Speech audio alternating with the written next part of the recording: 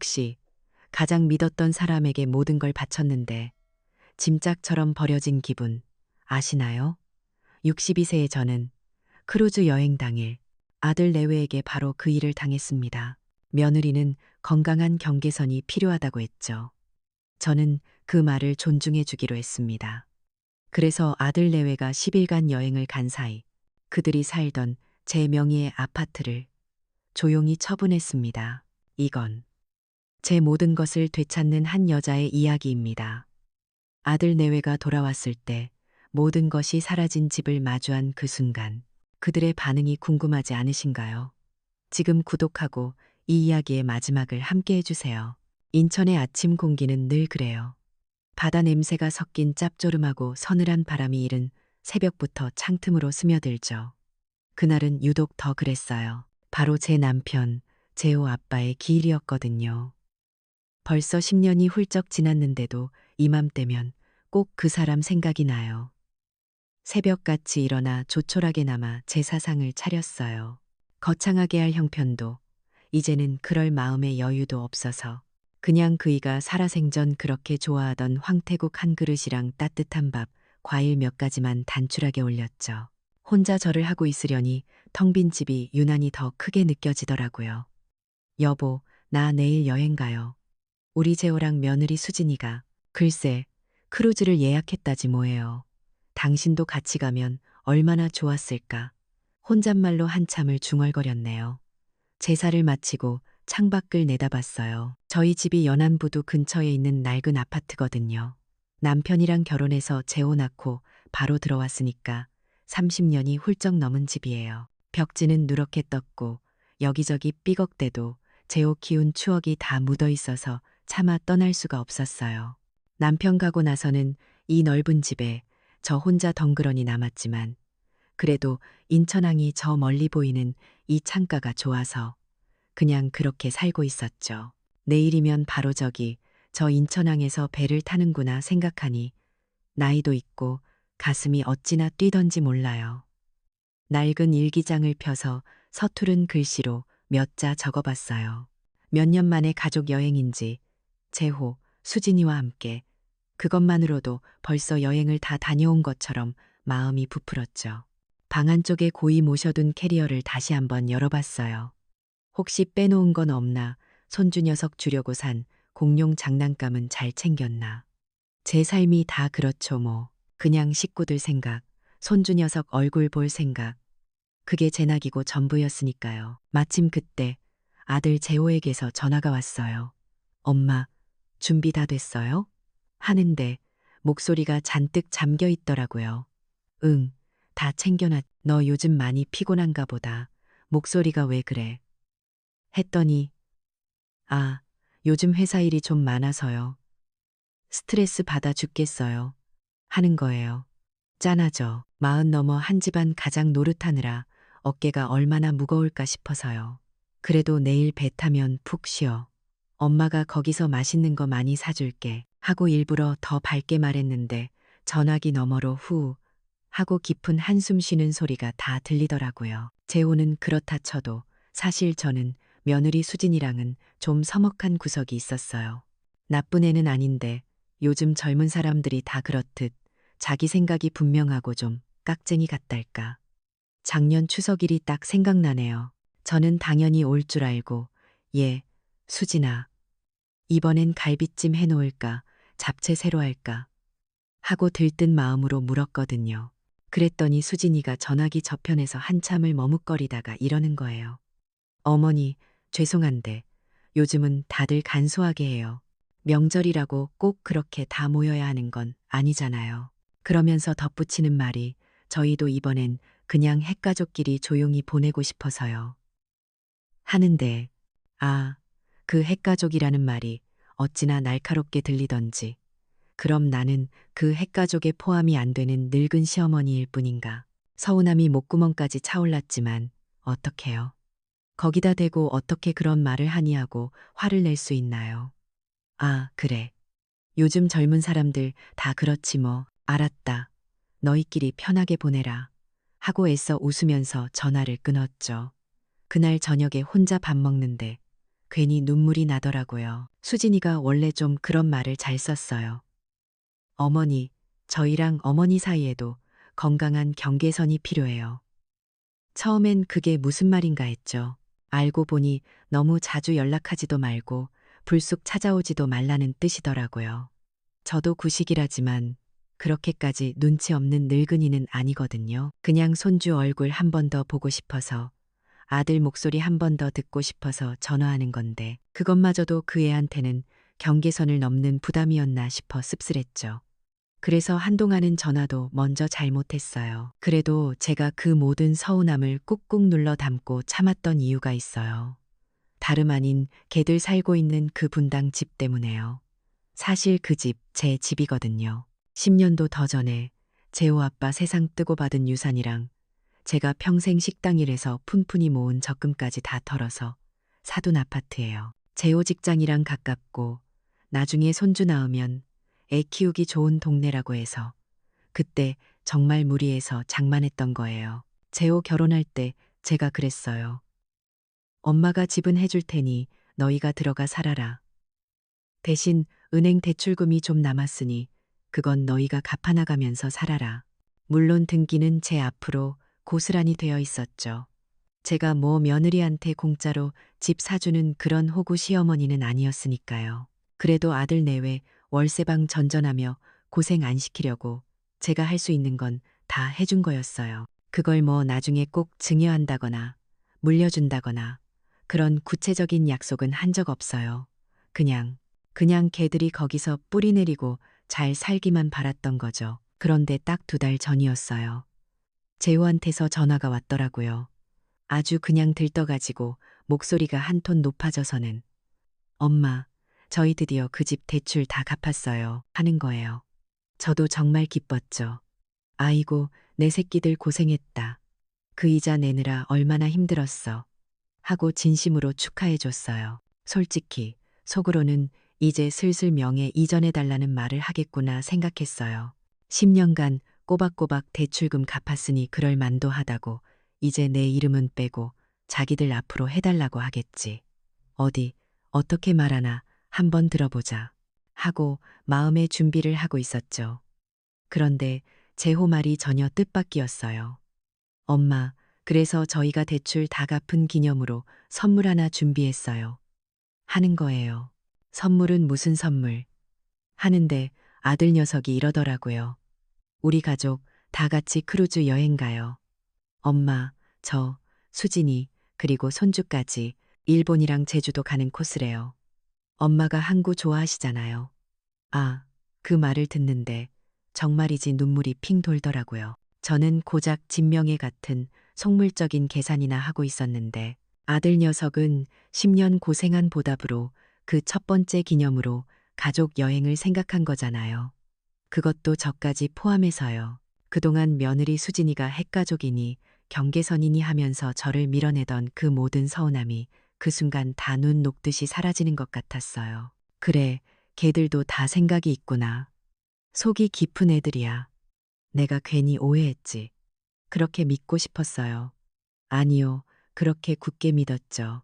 그깟 진명이가 뭐라고. 아들 내외 마음이 이렇게 예쁜데. 그래서 여행 전날 밤 저는 정말로 행복했어요.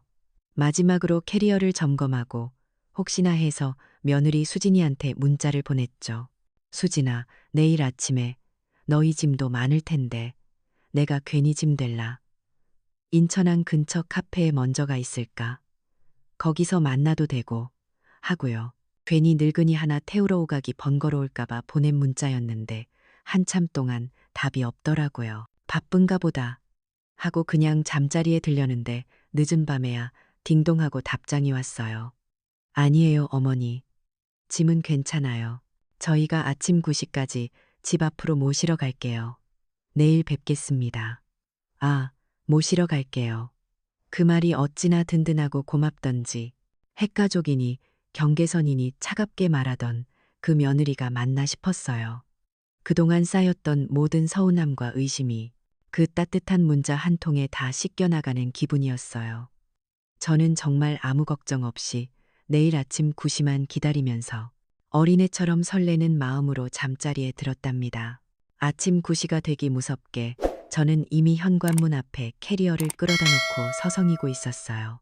어젯밤 며느리 수진이한테서 모시러 가겠다는 그 다정한 문자를 받고 나서는 정말이지 지난 몇 년간 쌓였던 서운함 같은 건 다 잊어버린 기분이었죠. 그래, 걔들도 다 생각이 있겠지. 내가 너무 속 좁게 굴었나 보다. 그렇게 생각했어요. 밖에서 빵빵하고 경적 소리가 가볍게 울리기에 저는 신이 나서 문을 열고 나갔어요. 나간다 하고 빈집에다 대고 괜히 소리도 한번 쳤네요. 아파트 앞에 제호가 모는 SUV 차량이 서 있었어요. 5년 전에 걔들 저 차 살 때 저도 꽤 많이 보태줬던 아주 번쩍번쩍한 차였죠. 그런데 좀 이상했어요. 아들 제호만 운전석에서 내려서 트렁크 쪽으로 걸어오고 조수석에 앉은 며느리 수진이는 창문도 내리지 않은 채 그냥 앉아 있더라고요. 선글라스를 끼고 있어서 표정은 보이지 않았지만 그냥 가볍게 손만 한번 흔드는 게 다였어요. 아침이라 피곤한가. 저는 애써 대수롭지 않게 생각하며 제호에게 웃어 보였죠. 아이고, 우리 아들 일찍 왔네. 고생했다. 제호가 트렁크를 여는데 제 눈이 휘둥그레졌어요. 아니, 10박 11일 여행 간다면서 무슨 이민 가는 사람들처럼 커다란 여행 가방이 2개나 꽉 차 있는 거예요. 그것도 아주 비싸 보이는 반짝거리는 새 가방으로요. 제 작은 기내용 캐리어를 넣을 자리가 없어서 제호가 한참을 낑낑대며 그 큰 가방들을 이리저리 밀어넣더라고요. 엄마, 짐이 좀 많네. 하하, 그 웃음이 어쩐지 좀 어색하게 들렸어요. 너희 짐이 많은 거지. 나는 이거 하나면 충분한데. 저는 웃으며 말했지만 마음 한구석이 살짝 싸늘해지는 기분이었죠. 겨우 제 가방을 구겨 넣고 뒷좌석 문을 열었는데 또 한숨이 나왔어요. 뒷좌석에도 발 디딜 틈 없이 면세점 쇼핑백이며 목베개, 읽을 책 같은 것들이 잔뜩 쌓여 있었거든요. 손주 녀석은 어제 처가에 맡기고 온다더니 카시트가 있던 자리는 이미 개들 잡동사니 차지가 되어 있었죠. 제가 비집고 겨우 몸을 구겨 넣자 그제야 수진이가 선글라스를 살짝 내리며 고개를 돌리더라고요. 어머니, 오셨어요. 죄송해요. 차가 좀 좁죠? 짐이 많아서. 하는데 그 목소리에 어젯밤 문자의 다정함 같은 건 하나도 남아있지 않았어요. 인천항으로 가는 내내 차 안은 이상할 정도로 조용했어요. 저는 애써 분위기를 띄워보려고 오늘 날씨 정말 좋다. 배 타기 딱이네. 수진아, 제주도 가면 흑돼지 꼭 먹어봐야 한다더라 하고 말을 붙였죠. 하지만 재호는 아, 예, 엄마, 차가 좀 막히네 하고 운전대만 쳐다봤고 수진이는 아, 네, 어머니 하더니 이내 핸드폰만 들여다보더라고요. 둘이서 뭔가 자기들끼리 귓속말을 하는 것 같기도 했는데 제가 무슨 얘기해? 하고 물으면 아니에요, 어머니. 그냥 회사 일이요. 하고 딱 잘라 말했죠. 그 순간 작년에 들었던 그 핵가족이라는 단어가 불쑥 머릿속을 스치고 지나갔어요. 혹시 나 때문에 둘이 싸웠나? 내가 괜히 낀다고 해서 억지로 가는 건가? 별의별 생각이 다 들었죠. 하지만 저는 고개를 세차게 저었어요. 아니야, 아니야. 수진이가 어젯밤에 분명히 모시러 온다고 했잖아. 내가 또 예민하게 구는 거야. 그냥 쟤들도 여행 전이라 피곤해서 그러겠지. 저는 일부러 창밖으로 시선을 돌렸어요. 인천대교를 지나고 바다 냄새가 점점 가까워지는 게 느껴졌어요. 그래, 배만 타면 다 괜찮아질 거야. 다 같이 바다 보면서 맛있는 거 먹으면 이 어색한 것도 다 풀리겠지. 그렇게 스스로를 다독이고 또 다독였어요. 드디어 인천항 국제여객 터미널에 도착했어요. 와, 정말이지 그렇게 큰 배는 난생 처음 봤어요. 무슨 아파트 건물이 통째로 물 위에 떠 있는 것 같더라고요. 터미널 안에는 저처럼 여행 가는 사람들로 북적였고 다들 얼굴에 설렘이 가득했어요. 저도 그제야 긴장이 좀 풀리고 다시 가슴이 뛰기 시작했죠. 우와, 정말 크다. 재호야, 우리 저거 타는 거야? 재호가 주차를 하는 동안 저와 수진이가 먼저 내렸는데 재호가 차에서 내리자마자 수진이가 재호 팔을 붙잡고 뭐라고 다급하게 속삭이는 거예요. 재호는 알았어. 알았다고 하면서 잔뜩 스트레스 받은 얼굴로 머리를 쓸어 넘기더라고요. 저는 또 가슴이 철렁했죠. 왜 그래? 무슨 일 있어? 하고 물었더니 재호가 저를 보며 애써 웃었어요. 아니에요, 엄마. 저기, 수진이랑 저는 저쪽 가서 큰 짐부터 붙여야 하거든요. 그게 좀 절차가 복잡해서요. 수진이가 그 말을 받아서 말하더라고요. 선글라스를 여전히 벗지 않은 채였죠. 어머니는 표 받으실 거 없으니까. 저기 터미널 안에 카페 보이죠? 저기 창가 자리에 앉아 계세요. 저희가 짐 붙이고 표 받아서 바로 갈게요. 그게 훨씬 편해요. 아, 그래? 나도 같이 안 가도 돼? 내 여권은 저희한테 있잖아요. 괜찮아요. 저희가 다 알아서 할게요. 커피라도 한 잔 마시면서 편히 계세요, 어머니. 그 말이 그땐 또 그렇게 고맙게 들리더라고요. 그래, 쟤들이 젊으니까 이런 복잡한 거 더 잘 알겠지. 늙은 내가 쫓아다니면 짐만 되지. 저는 고개를 끄덕였어요. 알았다. 그럼 저기 카페에 가 있을게. 천천히 하고 와. 재호는 제 눈을 제대로 쳐다보지도 못하고, 네, 엄마, 금방 갈게요. 하고는 수진이랑 둘이서 그 커다란 가방들을 끌고 인파 속으로 사라졌어요. 저는 제 작은 캐리어를 끌고 카페로 들어갔어요. 창가에 자리를 잡으니 우리가 탈 그 거대한 크루즈선이 한눈에 들어왔죠. 정말 꿈만 같았어요. 따뜻한 커피를 한 잔 시켜놓고 창밖을 보면서 연신 싱글벙글 웃었어요. 이제 1시간이면 저 배에 올라타는구나. 내 아들, 내 며느리랑. 그렇게 10분, 20분이 지났어요. 커피가 점점 식어갔죠. 9시 45분이 되었어요. 짐 붙이는 게 그렇게 오래 걸리나? 10시가 되었어요. 슬슬 탑승 안내 방송이 나오기 시작하더라고요. 일본 제주행 크루즈 555 탑승을 시작합니다. 게이트로 이동해 주시기 바랍니다. 가슴이 쿵쾅거렸어요. 왜 이렇게 안 오지? 저는 재우한테 전화를 걸었어요. 신호가 가다가 그냥 뚝 끊어지더라고요. 바쁜가 보다. 다시 걸었어요. 이번엔 아예 음성 사서함으로 넘어가는 거예요. 이상하다. 불안한 마음에 이번엔 수진이한테 전화를 걸었어요. 수진이 전화도 마찬가지였어요. 설마 터미널 아니라 전파가 잘 안 터지나? 저는 애써 그렇게 생각하며 자리에서 일어났어요.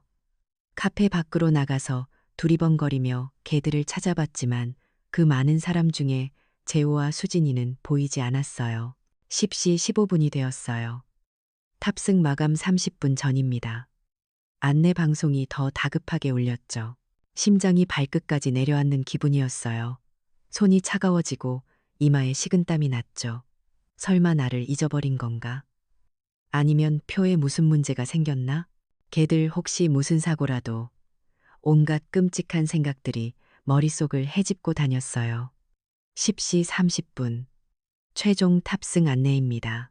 5호 탑승객께서는 지금 즉시 게이트로.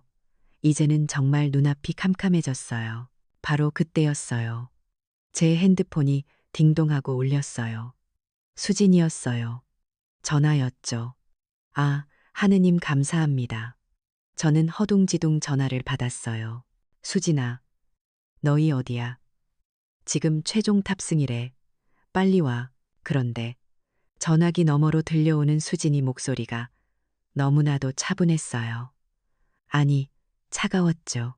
어머니, 왜 그래? 무슨 일이야? 재호 씨한테. 문자 받으셨죠? 문자. 무슨 문자? 나 아무것도 못 받았는데. 전화기 너머로 수진이가 깊게 한숨을 내쉬는 소리가 들렸어요. 아, 진짜. 이 사람이 아직도 안 보냈네. 그 혼잣말에 저는 온몸이 얼어붙는 것 같았어요. 수진아, 그게 무슨 말이야? 너희 지금 어디냐고. 수진이가 말했어요. 그 목소리가 평생 잊히지 않을 거예요. 어머니, 저희 지금 배 탔어요. 뭐라고?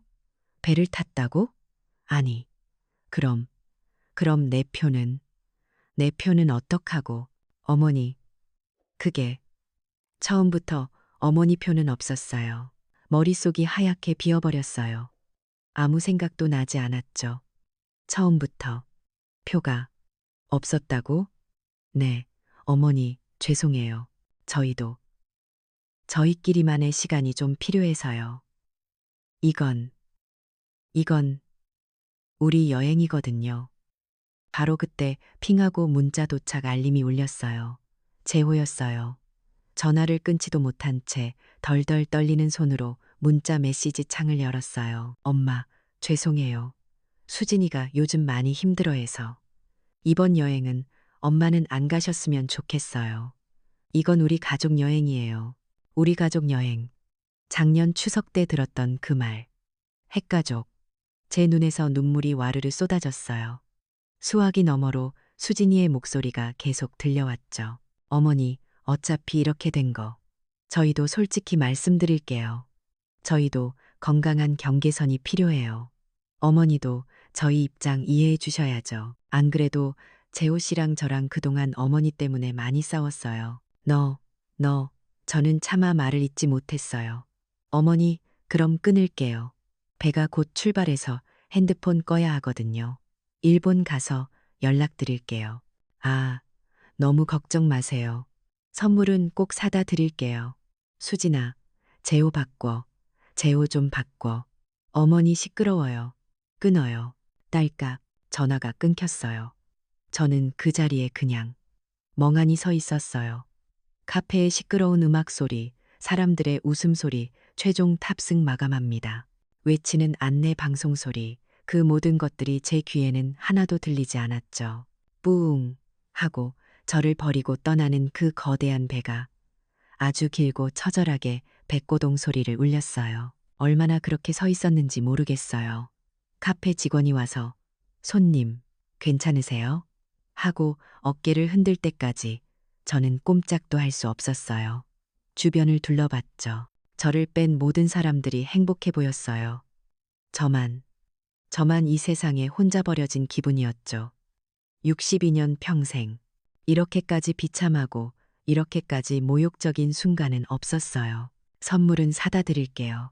수진이의 마지막 말이 독침처럼 귓가에 맴돌았어요. 저는 울음도 나오지 않았어요. 그냥 너무 처참해서요. 제 발밑에 놓인 작은 캐리어를 봤어요.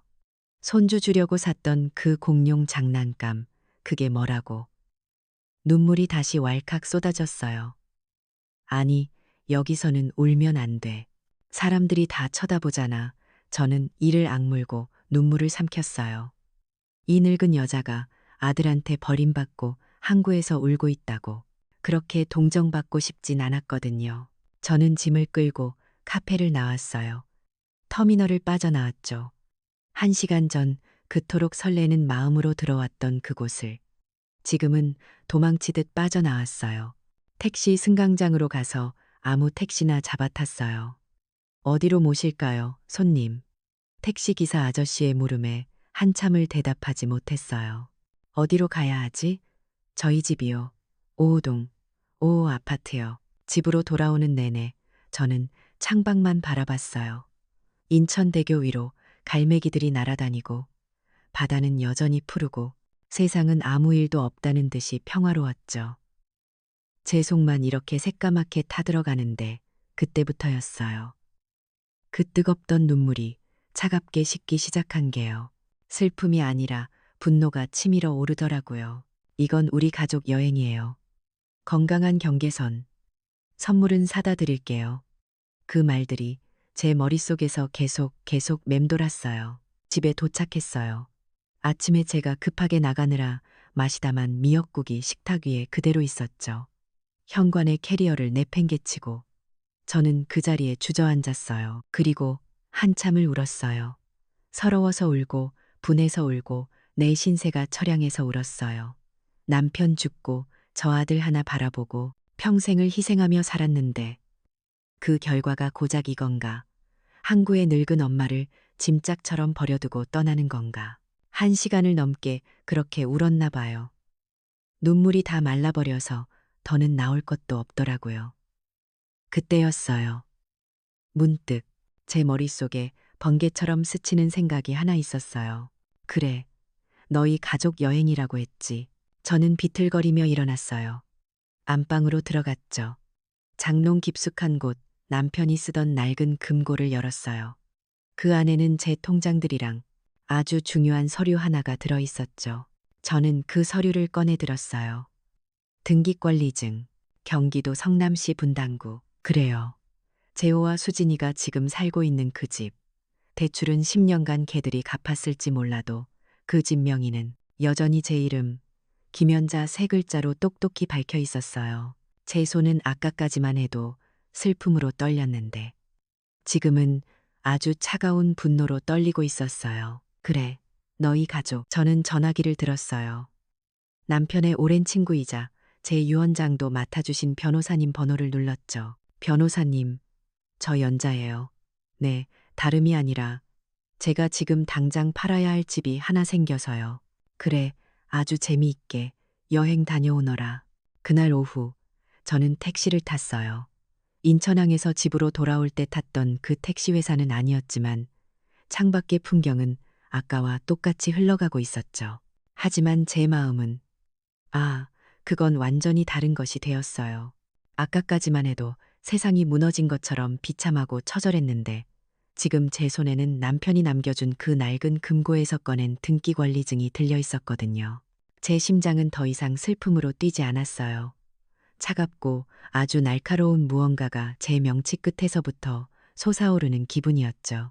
남편의 오랜 친구, 박 변호사님 사무실은 송도 신도시에 있었어요. 일부러 낡은 제 아파트 근처가 아니라 가장 현대적이고 삐까뻔쩍한 동네에 사무실을 낸 분이었죠. 남편 살아생전에 박 변호사는 너무 겉멋이 들었어 하고 핀잔을 주곤 했지만 지금 이 순간 저에게 필요한 건 인정사정 봐주는 옛 친구가 아니라 바로 그 겉멋처럼 냉철하고 정확한 법률 전문가였어요. 사무실 문을 열고 들어갔을 때 비서가 저를 보고 깜짝 놀라더라고요. 아마 제 행색이 말이 아니었겠죠. 아침에 크루즈 탄다고 곱게 화장했던 얼굴은 눈물 범벅이 되어 다 지워졌고 머리는 산발이었으니까요. 박 변호사님도 회의실에서 저를 보곤 아니, 연자 씨, 이게 무슨 일입니까? 오늘 재호랑 여행 가신다더니 하고 말을 잇지 못했어요. 저는 회의실 테이블에 그 등기권리증부터 내밀었어요. 그리고 의자에 주저앉았죠. 눈물은 나오지 않았어요. 그냥 아주 마르고 건조한 목소리로 오늘 아침 인천항에서 있었던 일을 전부 다 말했어요. 9시에 데리러 오겠다는 문자부터 차 안에 그 싸늘했던 공기, 카페에서 기다리던 시간, 그리고 이건 우리 가족 여행이에요. 라는 그 마지막 문자까지 하나도 빼놓지 않고요. 박 변호사님은 제 얘기를 듣는 내내 입을 다물지 못했어요. 처음엔 당황하던 그 얼굴이 나중에는 저보다 더 새빨개져서 분노로 떨리더라고요. 아니, 이런, 재호가. 변호사님, 제가 그분의 말을 잘랐어요. 저는 지금 아들 녀석 욕해달라고 온 게 아니에요. 저는 테이블 위에 등기권리증을 손가락으로 툭 쳤어요. 이거 팔고 싶어요. 지금 당장요. 박 변호사님은 제 눈을 한참 쳐다보시더니 이내 안경을 고쳐 쓰셨어요. 연자 씨, 앉은 김에 확실하게 짚고 넘어갑시다. 그는 즉시 컴퓨터로 등기 부등본을 떼어보셨어요. 좋아요. 명의는 100% 김연자 씨 단독 소유. 근저당. 2달 전에 다 말소됐네요. 아주 깨끗해요. 그런데 변호사님, 걔들이 재호 부부가 10년 동안 대출금을 갚았어요. 그래도 제가 팔 수 있는 건가요? 이게 제일 걱정되는 부분이었죠. 박 변호사님은 고개를 단호하게 저으셨어요. 연자 씨, 법은 그렇게 인정에 호소하는 동네가 아닙니다. 재호 부부가 대출금을 상환한 내역요? 그거 법적으로 따지면 그냥 월세 낸 거예요. 혹은 사용료죠. 두 분 사이에 이 집을 너희에게 주겠다는 증여 계약서가 있었습니까? 아니면 대출금을 갚으면 명의를 넘긴다는 차용증이라도 썼어요? 아니요, 그런 건 없어요. 그럼 끝난 겁니다. 법적으로 그 집은 연자 씨 재산이고 연자 씨는 본인 재산을 처분할 완벽한 권리가 있어요. 그러면서 박 변호사님이 뭔가를 기억해내셨어요. 아, 맞다. 작년 이맘때쯤이었나? 재호가 무슨 서류 들고 와서 도장 찍어달라고 하지 않았어요? 무슨 세금 문제 때문에 미리 증여하는 게 낫다고. 맞아요. 그랬어요. 재호가 무슨 복잡한 서류를 내밀면서 어머니, 이거 그냥 도장만 찍어주시면 돼요. 어차피 어머니도 나중에 상속세 내는 것보다 지금 정리하는 게 하고 얼버무렸었죠. 그때 제가 그냥 기분이 이상해서 나는 그런 거 복잡해서 모른다. 나중에 내 아버지 친구 박 변호사한테 물어보고 하마 하고 밀었거든요. 수진이 표정이 그때 아주 안 좋았던 게 기억나요. 그때 제가 도장을 안 찍었어요. 박 변호사님이 휴 하고 큰 숨을 내쉬었어요. 정말, 정말 천만다행입니다. 연자 씨, 그때 만약 도장 찍으셨으면 지금 우리는 아무것도 못했어요. 그 말을 들으니 1년 전에 저 자신이 어찌나 기특하던지. 그래서 말인데요. 제가 다시 본론으로 돌아왔어요. 걔들, 오늘 떠났어요. 크루즈 여행. 10박 11일 코스예요. 10일. 걔들, 박 변호사님이 손가락을 꼽아보셨어요. 10일 안에 이 집 처분할 수 있을까요? 걔들이 돌아오기 전에 모든 걸 끝내고 싶어요. 박 변호사님은 잠시 창밖을 보시더니 이내 결연한 표정으로 저를 보셨어요. 연자 씨, 10일. 빠듯하죠. 아주 빠듯합니다. 하지만 불가능하진 않아요. 조건이 하나 붙습니다. 뭔데요? 정상적인 매매로는 어림도 없어요. 금매로 내놔야 합니다. 시세보다 좀 싸게요. 그리고 무조건 현금으로 잔금까지 치를 수 있는 사람을 찾아야 해요. 괜찮아요. 얼마를 손해보든 상관없어요. 저는 그냥 걔들이 그 집에 돌아오지 못하게만 하면 돼요. 제 대답에 박 변호사님은 비장한 표정으로 고개를 끄덕이셨어요. 알겠습니다. 제가 아는 분 중에 분당 쪽 금매만 전문으로 하는 아주 발빠른 부동산 중개인이 있습니다. 지금 바로 연결해 보죠. 그렇게 우리의 10일간의 반격은 시작되었어요. 그날이 바로 D10. 걔들이 배 위에서 첫 번째 샴페인을 터뜨리고 있을 바로 그날이었죠. 다음 날 D9. 저는 아침 일찍 분당으로 향했어요. 박 변호사님이 연결해준 부동산 중개인과 만나기로 했거든요. 아직 제 손에 그 집 현관문 비밀번호와 카드키가 있었어요.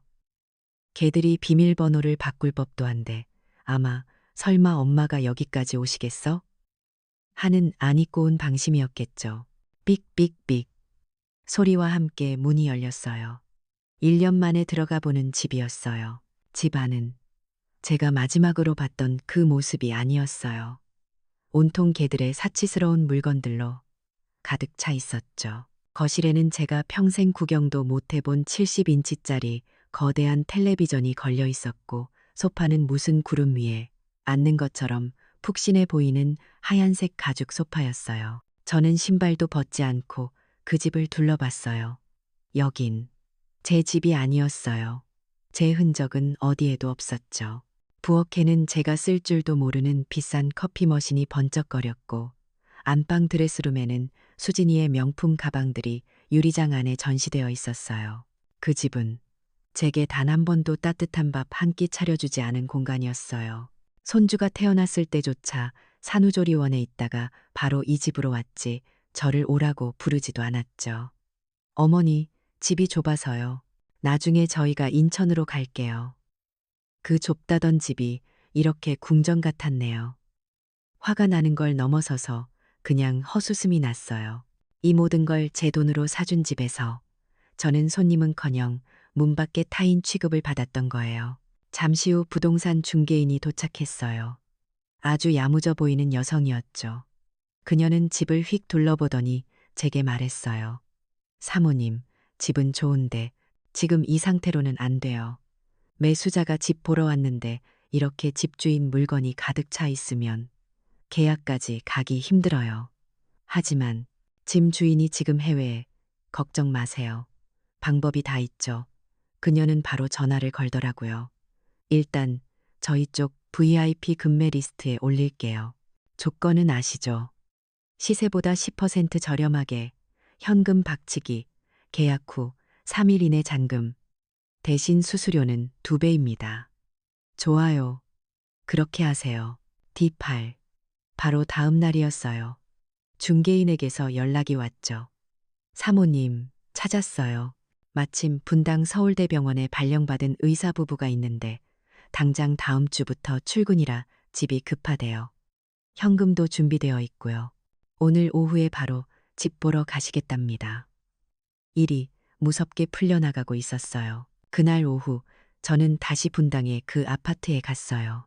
젊은 의사 부부는 정말 예의 바르고 점잖아 보였죠. 그들은 집을 꼼꼼히 보면서도 짐이 가득 차 있는 걸 보고 살짝 망설이더라고요.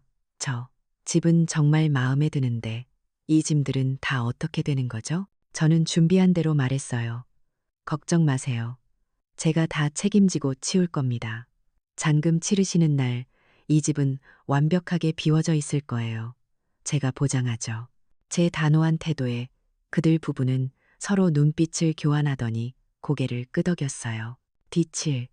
배신당한 지 사흘째 되는 날, 우리는 박 변호사님 사무실에서 다시 만났어요. 그 의사 부부와 부동산 중개인, 그리고 저와 박 변호사님, 일사천리로 계약서가 오고 갔어요. 매매 대금 5억 원, 계약금 5억 원은 오늘 즉시 입금, 잔금 5억 원은 3일 뒤인 뒤, 4회 입금과 동시에 소유권 이전을 진행한다. 그들은 제게 좋은 집을 급하게 팔아주셔서 감사합니다. 사모님. 하고 공손하게 인사까지 했어요. 저는 아무 말 없이 그냥 웃어 보였죠. 제 통장에 태어나서 처음 보는 거대한 액수의 계약금이 찍혔어요. 심장이 쿵 하고 내려앉는 것 같았죠. 이제 남은 건 그 집을 비우는 일이었어요. D. O. 저는 인천에서 가장 큰 포장이사 업체를 불렀어요. 싼 데 말고요. 제일 비싸고 제일 프로페셔널한 곳으로요. 박 변호사님이 미리 다 손을 써놨어요. 제가 이 집의 합법적인 주인이라는 등기권리증, 그리고 재호와 수진이가 지금 한국에 없다는 증명. 저는 걔들이 자랑 삼아 올렸던 SNS의 크루즈 사진을 미리 다 캡처해뒀거든요. 박 변호사님이 그걸 해외 도피 비슷한 뭐 그런 법적 용어로 잘 포장했더라고요. 저는 이삿짐 센터 팀장님께 말했어요. 여기 있는 물건 몽땅 다 빼서 창고에 보관해 주세요. 팀장님은 이런 일이 익숙하다는 듯 고개만 끄덕였죠. D사. 드디어 잔금날이자 이삿날이었어요. 아침 일찍부터 포장이사 직원들이 들이닥쳤어요. 그들은 기계처럼 움직였죠. 수진이가 그렇게 아끼던 명품 가방들, 재호가 자랑하던 비싼 양주들, 둘이 찍은 커다란 결혼사진 액자까지 전부 다 하얀색 완충제에 쌓여서 박스 안으로 사라졌어요. 저는 그 과정을 소파도 없는 거실 한 구석에 쪼그리고 앉아서 그냥 멍하니 바라봤어요. 시원할 줄 알았는데 꼭 그렇지만은 않더라고요. 10년간 개들이 여기서 아웅다웅 살았던 흔적들이 저렇게 박스에 담겨 사라지는 걸 보니 가슴 한쪽이 아릿했어요. 내가 너무 모질게구나 하는 생각도 잠깐 들었죠. 하지만 바로 그때 이사 인부 한 분이 침대 밑에서 뭔가를 발견했어요. 꾸깃꾸깃한 종이였죠. 사모님, 이것도 짐인가요? 무심코 받아든 그 종이는 1년 전 재호가 저한테 도장 찍어달라고 가져왔던 바로 그 증여 계약서 초안이었어요. 버리지도 않고 침대 밑에 숨겨뒀던 거예요. 언젠가는 기필코 그들의 그 시커먼 속내를 다시 한번 확인하는 순간이었죠. 제 가슴 속에 남아있던 일말의 망설임, 그 아릿함이 그 순간 싹 사라졌어요. 오후 2시 이삿짐 트럭이 떠났어요. 저는 그 트럭을 따라 근처의 대형 보관 창고로 갔어요. 여기 3개월치, 아니 넉넉하게 6개월치 선납할게요. 창고 열쇠를 받아드는데 손이 아주 가볍더라고요. 오후 3시 제 핸드폰이 울렸어요. 오은행 5억 5천만 원 입금, 잔금이 들어왔어요. 저는 텅 비어버린 분당 아파트로 다시 돌아갔어요. 먼지만 뒹구는 텅 빈 거실. 햇살이 눈부시게 들어오는데 집이 울리는 것 같았어요. 10년 만에 이 집이 다시 제 것이 되었어요. 그리고 불과 몇 시간 만에 다른 주인의 것이 되었죠. 저는 그 텅 빈 거실 바닥에 한참을 앉아 있었어요. 이제 개들이 돌아오기 이틀 전이었어요. 저는 다시 인천의 제 아파트로 돌아왔죠. 며칠 만에 돌아온 집인데 아주 낯설게 느껴졌어요. 저는 제 낡은 책상 앞에 앉아 편지지를 꺼냈어요. 분노도 슬픔도 아니었어요. 그냥 아주 사실적인 어조로 편지를 썼어요. 재호야, 수진아, 너희가 말한 너희 가족 여행은 즐거웠니? 너희가 돌아올 집은 이제 없다. 그 집은 내 집이었고 나는 내 재산을 처분할 권리가 있다. 너희의 모든 짐은 5호동 5호 보관 창고에 맡겨두었다. 내가 6개월치 비용은 미리 내두었으니 그 안에 찾아가든 말든 너희가 알아서 해라. 자세한 사항과 창고 열쇠는 내 변호사, 박 변호사님 사무실에 맡겨두었다. 그리로 연락해서 받아가거라. 나는 이제 내 삶을 살겠다. 2번 다시 나를 찾지 마라. 편지를 곱게 접어 봉투에 넣었어요. 그리고 다음 날 박 변호사님 사무실에 가서 그 편지와 창고 열쇠를 맡겼죠. 변호사님, 아마 모레쯤 저한테 전화가 안 되면 이리로 연락이 올 겁니다. 그때 전해주세요. 박 변호사님은 아무 말 없이 봉투를 받아 서랍에 넣으셨어요. 사무실을 나와서 저는 은행에 들렀어요. 분당집을 판 돈 전부를 다른 계좌로 옮겼어요. 그리고 제 인천 아파트, 제가 30년을 살았던 이 집, 저는 동네 부동산에 들렀어요. 사장님, 저 이 집 전세 내놓으려고요. 제일 빠른 날짜로요. 걔들은 제가 이 인천 아파트에 꼼짝없이 주저앉아 있을 거라고 생각하겠죠. 버림받은 늙은 엄마가 울면서 자기들 용서를 기다릴 거라고요. 저는 집으로 돌아와 제 짐을 쌌어요. 크루즈 여행을 위해 쌌던 그 작은 캐리어가 아니었어요. 가장 큰 트렁크를 꺼냈죠. 10일간의 반격은 끝났어요. 걔들은 이제 48시간 뒤면 모든 것이 사라진 현실과 마주하게 될 거예요. 저는 제 아파트 현관문을 잠그고 공항으로 가는 버스에 올라탔어요. 공항버스가 인천대교를 다시 건너고 있었어요. 불과 열흘 전 그 끔찍했던 배신을 당하고 집으로 돌아오던 그 길이었죠. 하지만 이번엔 창밖 풍경이 전혀 다르게 보였어요. 제 손에는 낡은 트렁크 하나가 전부였지만 제 통장에는 제가 평생 만져본 적 없는 큰 돈이 들어 있었죠. 걔들이 지금쯤 크루즈에서 내릴 바로 그날 디데이였어요. 저는 그 시간에 인천공항에 있지 않았어요.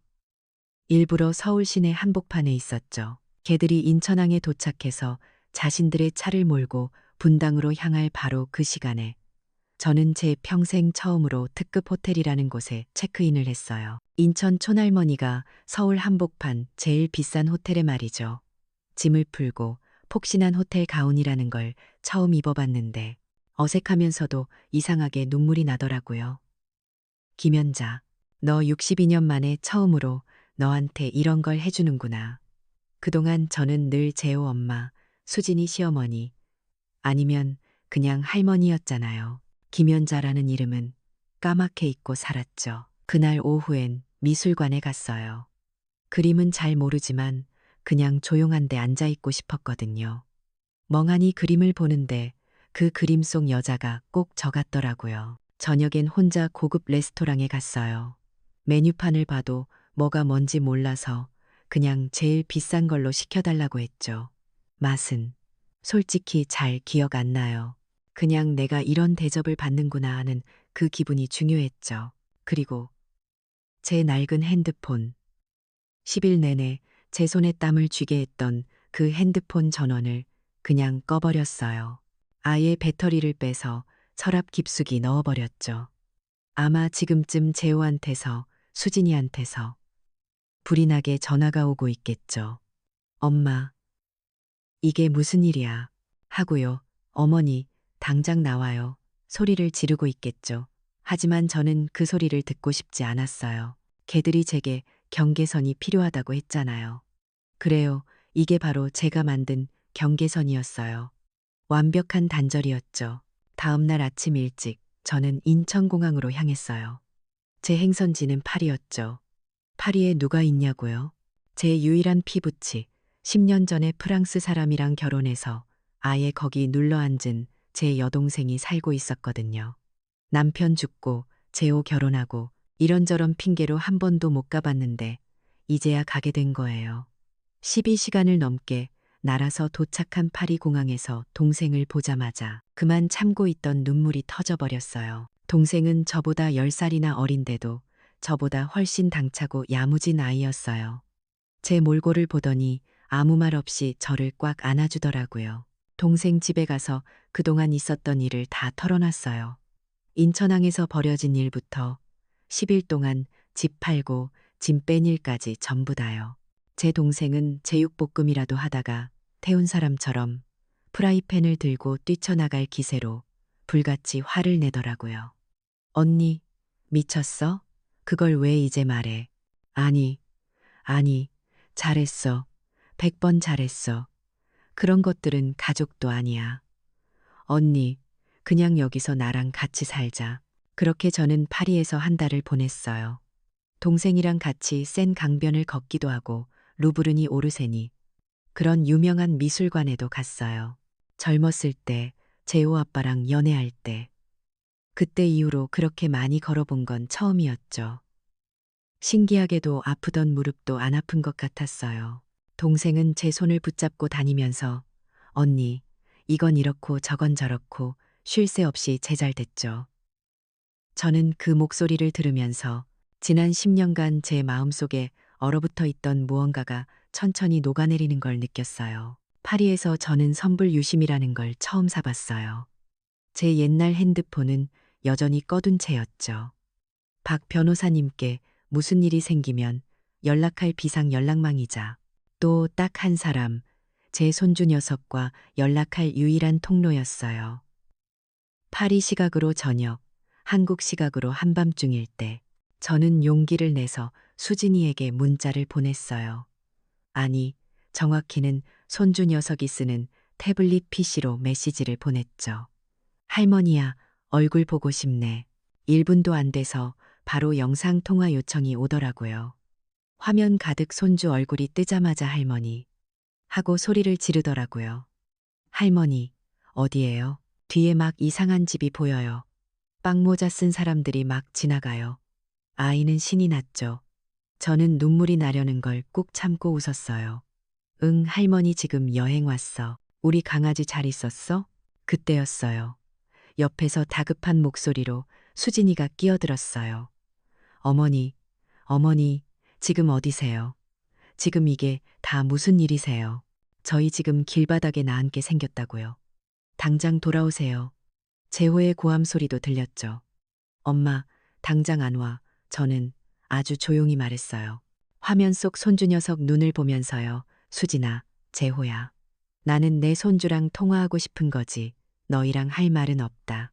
손주만 바꿔주지 않으면 이 전화도 끊을 거야. 잠깐 정적이 흘렀어요. 수진이가 이를 악무는 소리가 들리는 듯 했죠. 하지만 걔들도 어쩔 수 없었을 거예요. 제가 유일한 연락책이었으니까. 그 후로는 재호나 수진이는 제 영상통화에 절대 끼어들지 못했어요. 저는 매일 정해진 시간에 손주 녀석이랑만 10분씩 통화했어요. 할머니, 오늘은 어디 갔어요?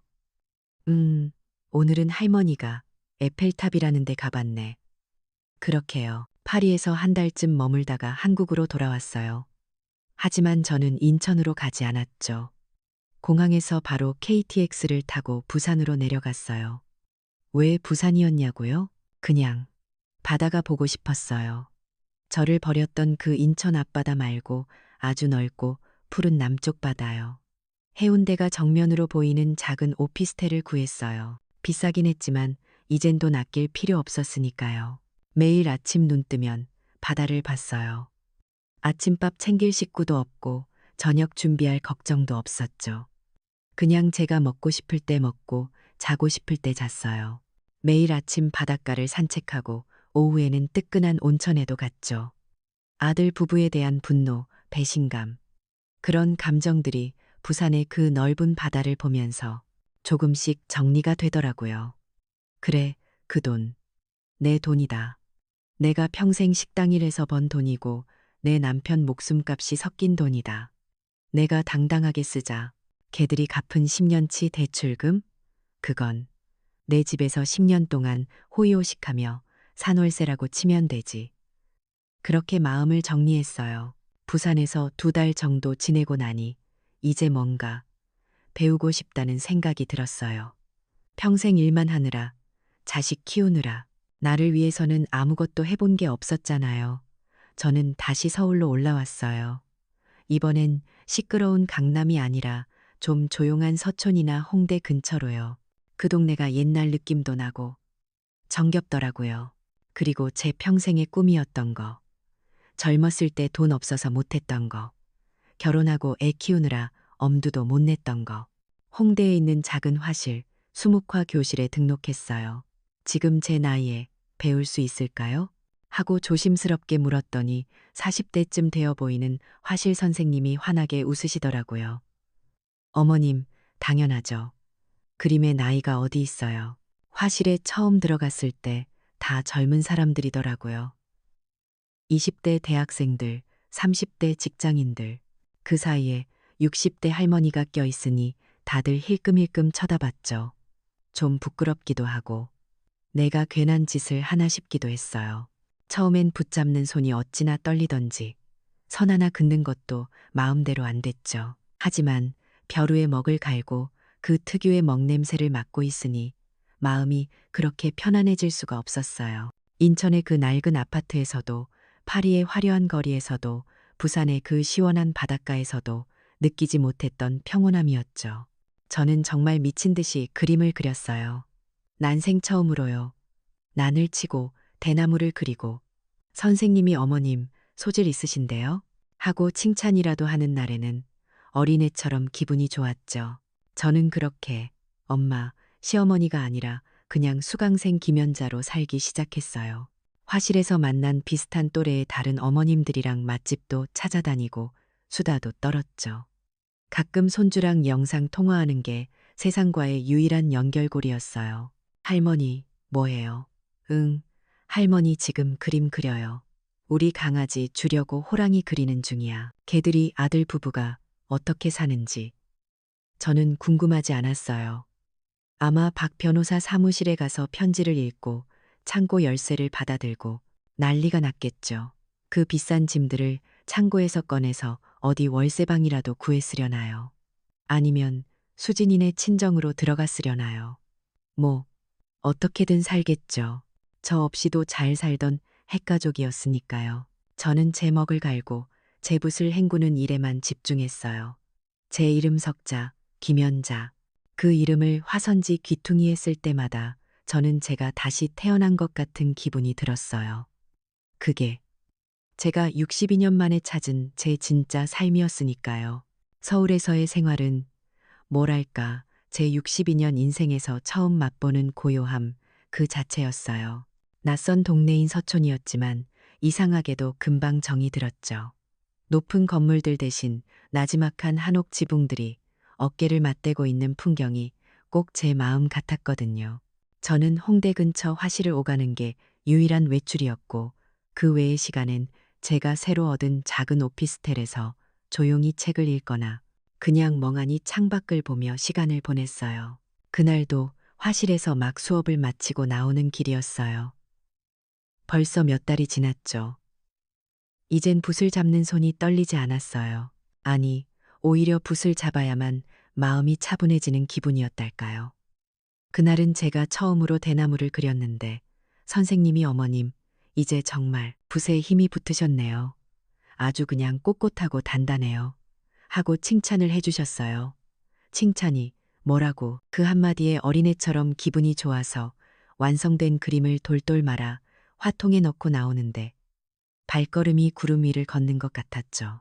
화실에서 나와 제가 매일 들르는 작은 카페로 향하는 길이었어요. 서촌의 좁은 골목길, 오래된 한옥을 개조한 아주 아늑한 카페였죠. 오늘은 따뜻한 대추차나 한 잔 마셔야겠다. 그렇게 생각하면서 골목 모퉁이를 딱 도는 순간이었어요. 저는 그 자리에 얼어붙고 말았어요. 제 화실, 그 입구 처마 밑에 두 사람이 서 있었어요. 너무나도 익숙하고 동시에 이젠 너무나도 낯설어진 두 사람. 제 아들 재호, 그리고 며느리 수진이었어요. 어떻게 여길 찾았지? 제 머릿속이 하얗게 비어버렸어요. 지난 몇 달간 저는 완벽하게 숨어 지냈거든요. 유일한 연락책은 손주와의 영상 통화뿐이었는데, 아, 그걸까요? 제가 통화할 때마다 뒤에 보이던 화실의 풍경, 서촌의 이 독특한 한옥기와 그걸 보고 개들이 저를 찾아낸 거였어요. 며칠을, 아니, 몇 주를 이 근처에서 잠복하고 있었을지도 모른다는 생각에 등골이 서늘해졌어요. 그런데 더 놀란 건 개들의 모습이었어요. 제가 마지막으로 봤던 그 번쩍번쩍하던 모습이 아니었어요. 재호는 늘 깔끔하게 넘기던 머리가 헝클어져 있었고 비싸 보이던 정장은 어디 가고 구겨진 셔츠에 낡은 점퍼 차림이었죠. 수진이는 더 가관이었어요. 늘 완벽하게 세팅하던 화장은 다 뜨고 푸석푸석해 보였고 그 반짝거리던 명품 가방 대신 시장에서나 들 법한 낡은 에코백을 어깨에 메고 있었어요. 두 사람 다 지난 몇 달간 지옥을 겪었다는 걸 그 행색이 고스란히 말해주고 있었죠. 먼저 저를 발견한 건 수진이었어요. 제 손에 들린 화통을 보더니 그 푸석한 얼굴이 순식간에 증오로 일그러지더라고요. 어머니, 아니, 그건 비명에 가까웠어요. 어머니, 지금 여기서 한가하게 그림 그리고 계셨어요. 수진이가 저한테 달려들 기세로 뛰어왔어요. 재호가 급하게 그 뒤를 따르며 수진이 팔을 잡았지만 수진이는 그 손을 뿌리쳤죠. 골목에 있던 몇몇 사람들이 저희를 쳐다보기 시작했어요. 저는 이상하게도 놀라거나 무섭지가 않았어요. 인천항에서처럼 떨리지도 않았죠. 아, 올 것이 왔구나. 그냥 아주 차분한 마음이었어요. 여기서 이러지 말자. 제 목소리가 제 귀에도 낯설게 들릴 만큼 아주 낮고 조용하게 나왔어요. 사람들 본다. 저기, 내가 매일 가는 카페 있으니 그리로 가자. 할 말이 있으면 거기서 듣지. 저는 개들의 대답을 듣지도 않고 먼저 앞장서서 그 작은 카페로 걸어갔어요. 개들이 도끼 오른 짐승들처럼 저를 뒤따라오는 게 느껴졌죠. 카페에 들어서자 늘 계시던 주인 아주머니가 어머님 오셨다다가 제 뒤에 선 험악한 몰골의 두 사람을 보고는 그냥 입을 다물더라고요. 저는 제일 구석진 자리에 앉았어요. 재호와 수진이가 제 맞은편에 거의 쓰러지듯이 앉았죠. 자리에 앉자마자 수진이가 참았던 숨을 터뜨리듯 테이블을 내리쳤어요. 어머니, 저희한테 어떻게 이러실 수 있어요? 네, 어떻게? 주변 사람들이 다 쳐다봤어요. 저는 조용히 주인 아주머니께 여기 따뜻한 대추차 한 잔이랑 저분들은 그냥 물 두 잔 주세요. 하고 주문했죠. 제 그 태연한 태도가 수진이를 더 미치게 만들었나 봐요. 지금 차가 넘어가세요. 저희는 지금 길바닥에 나앉았다고요. 어머니가 판 그 집, 저희가 10년 동안 밤낮 없이 일해서 갚은 집이에요. 근데 그걸 주인인 저희한테 말 한마디 없이 팔아넘겨요? 이게 제정신인 사람이 할 짓이에요? 수진이는 울부짖었어요. 어머니 때문에 저희 신용불량자 되게 생겼다고요. 창고 보관료. 그 6개월도 진작에 다 끝나서 그 비싼 짐들, 저희 명품 가방, 재호 씨 시계, 저희 결혼 사진, 싹 다 경매로 넘어갔어요. 아세요? 아, 그랬군요. 제가 6개월 치를 내줬는데 그걸 연장할 돈도 아니면 그 짐을 찾아갈 이사할 집도 구하지 못했던 거였어요. 그때까지 고개만 숙이고 있던 재호가 드디어 입을 열었어요. 목소리가 다 갈라져서 나오더라고요. 엄마, 제발, 제발요. 저희가 정말 잘못했어요. 네, 저희가 그날, 크루즈, 그거, 정말 잘못했어요. 그러니까, 제발, 그 집, 그 집은 이미 팔렸으니 어쩔 수 없지만, 그 돈, 그 돈이라도, 저희, 저희 손주, 엄마 손주, 걔 생각은 하셔야죠. 걔 지금 처갓집에서 눈치밥 먹으면서, 그게 다 엄마 때문. 재호야, 제가 입을 열었어요. 아주 조용히, 하지만 단호하게요. 울부짖던 수진이도 횡설수설하던 재호도 제 목소리에 순간 얼어붙었어요. 저는 뜨거운 대추차를 한 모금 마셨어요. 그리고는 재호를 똑바로 쳐다봤죠. 재호야, 너 방금 그 집을 너희가 갚았다고 했니? 재호가 움찔하더라고요. 그야. 저희가 10년 동안, 그래, 10년 동안 꼬박꼬박 갚았지. 이자까지 합쳐서 한 달에 얼마였더라? 150만 원이었나? 걔들은 대답이 없었어요. 너희가 10년간 낸 그 돈. 그거. 요즘 시세로 분당의 그 40평짜리 아파트에서 10년 산 월세라고 생각해라. 아니, 생각해보니 월세보다 훨씬 쌌구나. 내가 너희한테 아주 헐값에 세를 내준 셈이야. 안 그러니? 수진이가 눈을 동그랗게 떴어요. 뭐라고요? 세요. 그래, 월세. 내가 너희한테 그 집을 공짜로 증여한다고 계약서에 도장이라도 찍어줬던가. 아니면 이 집은 너희 것이다라고 녹음이라도 해둔 게 있어? 너희는 내가 늙고 무식해서 법 같은 거 아무것도 모를 줄 알았지. 저는 이제 수진이를 바라봤어요. 그 증오로 가득 찬 눈을 피하지 않고요. 수진아, 너 나한테 그랬지. 건강한 경계선이 필요하다고. 카페 안에 있던 다른 손님들. 아마 저랑 비슷한 또래의 부인들이 몇 분 계셨는데 그분들이 다 저희 쪽을 쳐다보고 있었어요. 네가 똑똑하고 신식이라서 늙은 시어머니한테 그런 어려운 말 써가면서 유세 떨고 싶었나 본데. 그래, 나도 내 덕분에 그 경계선이라는 거 한번 만들어 봤다. 이게 바로 내 건강한 경계선이야. 수진이의 얼굴이 하얗게 질려갔어요. 어머니, 어머, 그리고 재호 너. 저는 다시 제 아들을 봤어요. 녀석은 아예 고개를 테이블에 쳐박고 있었죠. 엄마가 파리에 가 있는 동안 너희 집, 아니, 내 집이었지. 거기서 이삿짐 빼낼 때 침대 밑에서 아주 재미있는 걸 하나 발견했단다. 재호의 어깨가 아주 크게 튀어 올랐어요. 고개를 번쩍 들더라고요. 그 눈, 공포에 질린 눈이었어요. 그게 뭘까? 1년 전에 네가 나한테 도장 찍어달라고 가져왔던 그 증여계약서 초안이 왜 너희 부부 침대 밑에서 꾸깃꾸깃하게 나왔을까? 그건 수진이도 몰랐던 눈치였어요. 수진이가 재호를 쳐다보더라고요.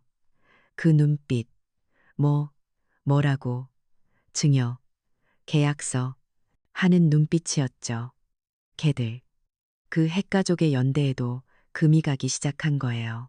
재호는 아무 말도 못했어요. 그냥 덜덜 떨고만 있었죠. 너는 크루즈 여행이라는 걸로 내 눈을 가리고 내가 방심한 사이에 어떻게든 그 도장을 받아낼 생각이었겠지. 아니면 내가 늙어서 정신이 오락가락하면 그때 그 서류를 다시 내밀 생각이었니? 내가 치매라도 걸려서 어머니 여기 도장 찍으셔야 해요 하면 내가 그냥 찍을 줄 알고 그걸 그 침대 밑에 고이 숨겨뒀던 거야? 엄마, 그건 됐어. 저는 자리에서 일어났어요. 카페 안의 모든 사람들이 저를 쳐다보고 있었어요. 인천항에서 저를 쳐다보던 그 동정의 눈빛이 아니었어요. 그건 뭐랄까, 경외감, 혹은 통쾌함, 그런 복잡한 눈빛들이었죠. 저는 제 차값을 테이블 위에 내려놨어요. 그리고 제 아들과 며느리를 제 인생에서 가장 차가운 눈으로 내려다봤어요. 너희는 단 한순간도 나를 가족으로 생각하지 않았다. 그저 너희가 필요할 때 돈이나 내주는 늙은이, 너희 핵가족이라는 그럴듯한 울타리 밖에서 굳은 일이나 해주는 가족 봉사자. 그 이상도 이하도 아니었지. 하지만 너희가 잊은 게 하나 있어. 그 집은 처음부터 끝까지 내 집이었다. NHR아 구음에 내가 너희에게 바란 건 그 10년치 대출금이 아니었어. 내가 필요했던 건 단 한 번이라도 나를 김연자라는 한 인간으로 대해주는 존중이었다. 디오 메이컨 라톤철 수진이는 그 자리에 완전히 무너져 내렸어요. 더 이상 악을 쓰지도 울부짖지도 못했죠. 그냥 텅 빈 눈으로 저를 올려다봤어요. 재호는 어린애처럼 엄마, 엄마, 제가 제가 잘못했어요. 엄마, 하고 울기 시작했어요. 그건 분노의 눈물이 아니라 모든 걸 잃어버린 자의 진짜 눈물이었죠. 하지만 제 마음은 단 1mm도 흔들리지 않았어요. 나는 이제 내 삶을 살란다. 저는 제 화통을 챙겨 들었어요. 너희도. 이제 너희가 그렇게 원하던 핵가족끼리 오순도순 잘 살아봐라. 나 없이. 저는 카페 문을 열고 나왔어요. 뒤에서 재호가 엄마 하고 저를 부르는 소리가 들렸지만 저는 단 한 번도 뒤돌아보지 않았어요. 서촌의 그 맑은 가을 햇살이 제 어깨 위로 쏟아져 내렸죠. 62년 평생 제 어깨를 짓누르던 그 무거운 짐이 드디어 완전히 사라져버린 기분이었어요. 제 손은 더 이상 떨리지 않았어요. 화실로 돌아가는 발걸음이 이상하게도 날아갈 것처럼 가벼웠어요. 텅 빈 화선지를 바라봤어요. 다음엔 저 대나무보다 더 꼿꼿하고 더 힘찬 매화를 그려봐야겠다고 생각했어요. 눈보라 속에서도 꿋꿋하게 피어나는 바로 그 매화를 말이에요. 그날 카페에서 저는 제 62년 묵은 체증을 모조리 다 토해내고 나온 기분이었어요. 재호가 엄마 하고 부르는 소리가 등 뒤에서 분명히 들렸지만 저는 단 한순간도 망설이지 않았죠. 제 갈 길은 이제 그쪽이 아니었으니까요. 서촌의 골목길을 걸어 나오는데 그 좁은 길에 쏟아지던 가을 햇살이 어찌나 따뜻하고 눈이 부시던지 마치 제 남은 인생을 축복해주는 것 같았어요. 화실로 돌아와 저는 아무 일도 없었다는 듯이 붓을 씻었어요. 먹을 갈고 화선지를 펼쳤죠. 아까 그리려다만 그 꼿꼿한 대나무 그날따라 유난히 더 힘차게 그려지더라고요. 그날 이후로 제 삶은 놀라울 정도로 평온했어요. 제 작은 오피스텔에서 그림을 그리고 화실 동료들과 점심을 먹고 저녁엔 조용히 책을 읽다 잠드는 그런 나날들이었죠. 개들이 어떻게 되었을까? 궁금하지 않았다면 거짓말이겠죠. 하지만 애써 찾아보진 않았어요. 아마 지옥 같은 시간을 보내고 있겠죠. 집도 잃고 그 아끼던 짐들도 다 잃고 신용불량자가 되었을지도 모르고요. 게다가 제가 터트린 그 증여계약서 초안 폭탄, 수진이가 과연 그걸, 재호를 용서했을까 싶더라고요. 개들이 그렇게 목숨 걸고 지키려 했던 그 핵가족의 울타리도 아마 산산조각이 났을 거예요. 그렇게 한 몇 주쯤 지났을까요? 제 오피스텔 우편함에 등기 우편이 하나 와 있었어요. 법원이나 은행에서 온 게 아니었어요. 보낸 사람 이름, 최수진. 제 며느리였죠. 심장이 쿵 하고 내려앉더라고요. 이제 와서 또 무슨 독을 품고 한참을 망설이다가 그 편지 봉투를 뜯었어요. 그런데 그 안에는 제가 예상했던 그런 저주나 원망이 들어있지 않았어요. A사 용지 몇 장에 아주 빽빽하게 눌러쓴 손편지였어요. 수진이의 그 잘난 글씨체였죠. 어머니, 저 수진이에요. 그렇게 시작하는 편지는 사과문이 아니었어요. 그건 자백서에 가까웠죠. 자기가 왜 저한테 그렇게 모질게 굴었는지 처음에는 그냥 평범한 시어머니의 간섭이 싫었다고 하더라고요. 그런데 시간이 지날수록 재호가 저한테 의지하고 제가 재호에게 모든 걸 희생했던 그 어머니의 사랑이라는 게 자기한테는 없는 것 같아서 질투가 났대요. 자기가 아무리 노력해도 재호 마음속 1순위는 엄마인 것 같아서. 그래서 더 악착같이 경계선이니 핵가족이니 그런 말들로 저를 밀어냈다고요. 분당집 대출금을 갚아나가면서 그 집이 자기 것이 되어갈수록 유일한 가시가 바로 저였다고요. 집주인인 시어머니, 그래서 그 크루즈 여행을 계획했대요. 저를 완벽하게 속여서 기분 좋게 여행 보내드린 척하고 그 사이에 재호를 설득해서 그 증여 계약서에 어떻게든 도장을 받아내려고요. 인천항에서의 그 문자는 그 계획의 일부였던 거예요. 그런데 카페에서 제가 그 증여 계약서 얘기를 꺼냈을 때 자기는 정말 몰랐대요. 재호가 자기 몰래 그런 걸 침대 밑에 숨겨두고 저뿐만 아니라 자기까지 속일 준비를 하고 있었다는 걸 그때 처음 알았다고요. 그 순간 자기가 믿었던 모든 게 무너져 내렸대요. 어머니, 저는 어머니의 돈뿐만 아니라 제 남편의 존중마저도 훔치려 했던 그런 사람입니다.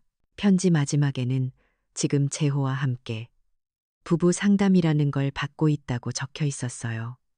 상담사가 그러더래요.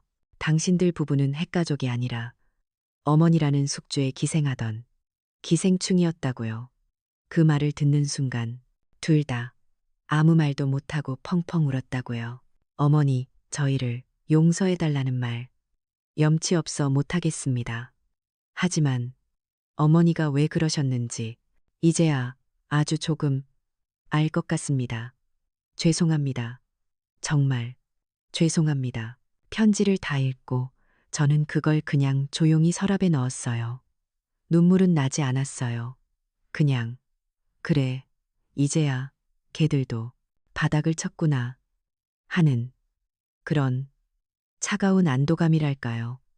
걔들의 그 사과가 제 마음을 돌리진 못했어요. 하지만 최소한 대화라는 걸 해볼 수는 있겠다는 생각이 들었죠.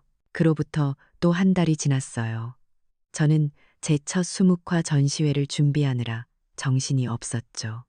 화실 동료들이랑 같이 여는 아주 작은 전시회였지만요. 전시회 전날 저는 굳이 박 변호사님을 통해서 걔들에게 연락을 넣었어요. 제 새 핸드폰 번호와 서촌의 작은 오피스텔 주소를 보냈죠. 할 말이 있으면 내일 저녁 6시에 이리로 와라. 다음 날 저녁 정확히 6시에 초인종이 울렸어요. 문을 열어주자 두 사람이 아주 낯선 모습으로 서 있었죠. 재호와 수진이었어요. 둘 다 살이 쏙 빠져서 해골 같더라고요. 비싼 옷 대신 아주 평범하고 낡은 시장 옷을 입고 있었어요. 아마 그동안 수진이네 친정에 얹혀 살면서 엄청난 눈칫밥을 먹었겠죠. 제 오피스텔은 걔들이 살던 분당의 그 궁전과는 비교도 안 되는 10평 남짓한 작은 공간이었어요. 하지만 한쪽 벽면에는 제가 그린 수묵화들이 걸려 있었고 창가에는 따뜻한 햇살이 들어오고 있었죠. 걔들은 그 아늑하고 단단해 보이는 제 공간에 감히 들어오지도 못하고 현관에서 머뭇거리더라고요. 들어와. 앉아. 저는 걔들을 식탁 의자에 앉혔어요. 그리고 제 조건을 말했죠. 이건 용서가 아니었어요.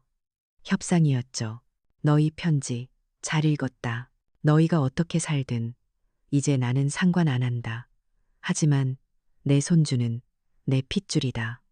그러니 내 조건을 들어야 할 거야. 걔들은 고개를 들지도 못하고 그냥 듣고만 있었어요. 첫째, 나는 너희에게 단돈 10원도 줄 생각 없다. 내가 가진 이 돈은 지난 62년간 김연자로 살지 못했던 내 인생에 대한 보상금이다. 이건 온전히 내 거야. 그러니 너희는 너희 힘으로 처음부터 다시 시작해라. 네, 어머니, 재호가 모기만 한 목소리로 대답했어요. 둘째, 내 손주, 보고 싶다. 수진이의 어깨가 가늘게 떨리는 게 보였어요. 매주 토요일, 오후 2시부터 5시까지 딱 3시간이다. 내가 너희가 새로 구한 그 월세방이든 처갓집이든 그리로 가겠다. 하지만 그 시간 동안 너희 두 사람은 내 눈앞에 보이지 마라.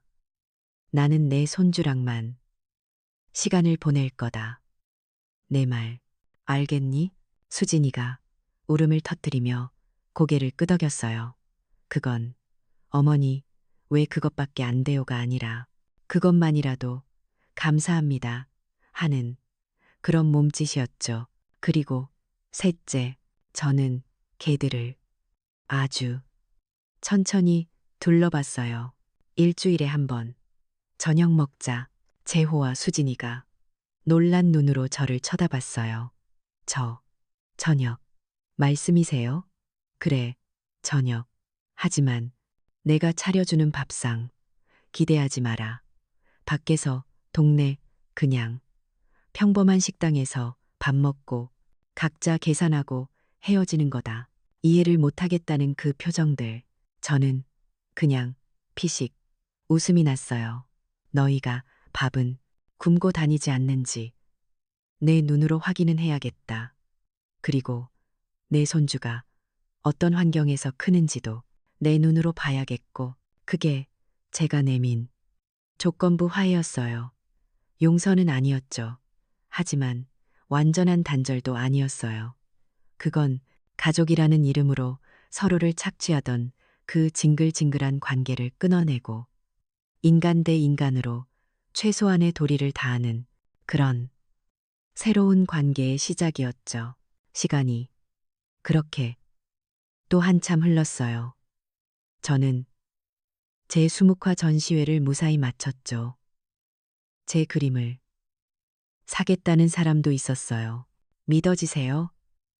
저는 요즘 제 그림을 팔아서 그 돈으로 여행을 다녀요. 파리에서 만났던 제 동생이랑 이번엔 스페인에 가기로 약속했죠. 매주 토요일 오후가 되면 저는 재호와 수진이가 새로 구한 그 작은 빌라의 월세방으로 가요. 가서 손주 녀석이랑 그림도 그리고 동화책도 읽어주죠. 걔들 부부는 정말 제 눈앞에 나타나지 않아요. 제가 가는 그 시간에는 장을 보러 가든 어딜 가든 자리를 비켜주죠. 그리고 매주 수요일 저녁 저희는 서촌의 그 작은 칼국수집에서 만나요. 정말 어색하기 짝이 없죠. 셋이 앉아서 날씨가 춥네요. 김치가 맛있네요. 그런 영양가 없는 말들만 해요. 하지만 이상하게도 그 시간이 싫지 않았어요.